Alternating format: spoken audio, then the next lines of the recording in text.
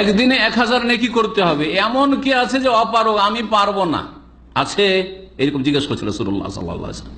ফাসালাহু সাইল মিন জুলাসাহি, যে মজলিসে বসেছিল লোকেরা, সাহাবায়ে কেরাম বসেছিলেন, তাদের একজন জিজ্ঞেস করলেন, কাইফা ইয়াকসিবু আলফা হাসানা ইয়া রাসূলুল্লাহ, হে আল্লাহর রাসূল, 1000 নেকি কেমন করে করব, কি তরিকা, সেটা কি যে 1000 নেকি পাবো?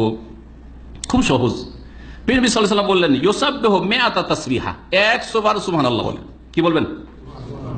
সুবহানাল্লাহ, সুবহানাল্লাহ, সুবহানাল্লাহ, সুবহানাল্লাহ, সুবহানাল্লাহ। কতক্ষণ লাগে? 100 বার সুবহানাল্লাহ। ফায়ুক্তাবু লাহু আলফ হাসানা, তাহলে তাতে কত নেকি পেলেন?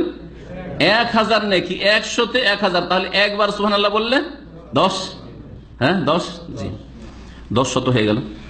আও ইউহাত্তু আনহু আলফ খাতিয়া, এবং বা অথবা তার সাথে সাথে তার 1000 গুনাহ মাফ হবে।